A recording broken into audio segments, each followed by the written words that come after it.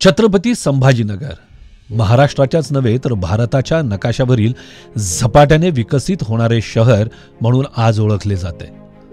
यामध्ये छत्रपती संभाजीनगर पूर्व विधानसभेचे आमदार अतुलजी सावे यांचा सिंहाचा वाटा आहे। या मतदारसंघातील प्रत्येक वॉर्डामध्ये आमदार निधीसह विशेष निधीच्या माध्यमातून विकास गंगा प्रवाहित करण्याचे काम त्यांनीच केले आहे। कामे केवळ सुरूच केली नाहीत तर सर्व विकास कामे पूर्णत्वास देखील नेलेली आहेत। यापैकीच एक विकसित वॉर्ड म्हणून ठाकरेनगर वॉर्ड क्रमांक 81 चा उल्लेख करता येईल।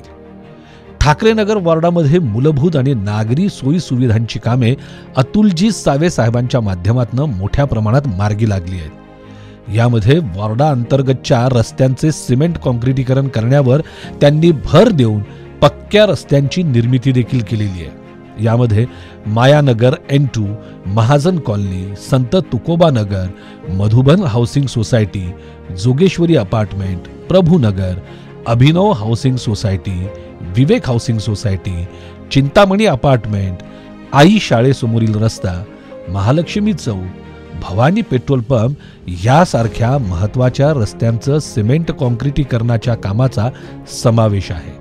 तसेच N2C सेक्टर, ठाकरेनगर, विनय कॉलनी, कामगार चौक या रस्त्यांसह वॉर्डातील एकूण 22 रस्त्यांचे सिमेंट काँक्रिटीकरण करण्यात आलेले आहे। ठाकरेनगर वॉर्ड क्रमांक 81 मध्ये केवळ रस्त्यांच्या सिमेंट काँक्रिटीकरण न थांबता सावे साहेबांनी या ठिकाणी सामाजिक सभागृह, ओपन जिम, सुशोभीकरण, स्वच्छतागृह अशी विकास कामे देखील पूर्णत्वास नेलेली आहेत।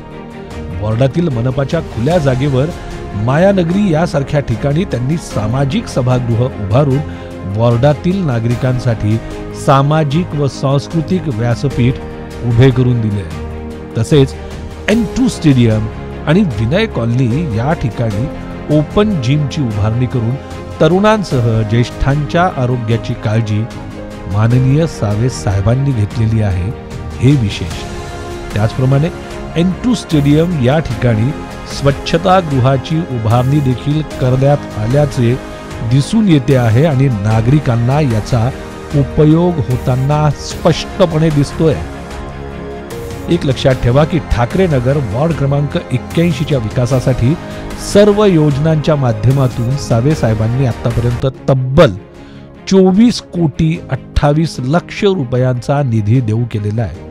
तसेच या वॉर्डासाठी 1 कोटी 60 लाख रुपयांचा प्रस्तावित विकास निधी देखील देण्यात आलेला आहे।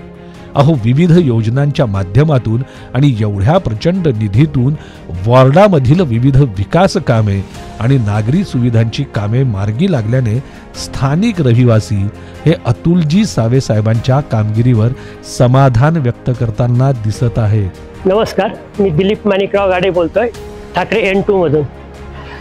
तर मला सांगायचं म्हणजे आमचा जो हा सिमेंटचा रस्ता आहे खूप खराब झालेला होता की तिथलं चालणं किंवा पावसाळ्यात आम्हाला खूप त्रास व्हायचा। तर आम्ही मग सावे साहेबांना सांगून आमचा रोड म्हणजे एकदम छान केला की त्याची क्वालिटीमध्ये काम झालं आहे। परत आमच्यासमोर गार्डन आहे, गार्डनमध्ये पण आमची चांगली देखभाल केली जाते। त्यांनी आता लहान मुलांसाठी खेळणी पण दिलेली आहे, तिथले बरंचसं लक्ष ते गार्डनमध्ये पण देतात। आणि इथले जर काही प्रॉब्लेम असेल तर आम्ही दामोअण्णा शिंदेकडे ताबडतोब संपर्क करून पुढे संपर्क करतात आणि आमचे प्रॉब्लेम सॉल्व्ह होतात। आणि मी सावे साहेबांना पुढच्या कारकिर्दीसाठी शुभेच्छा देतो।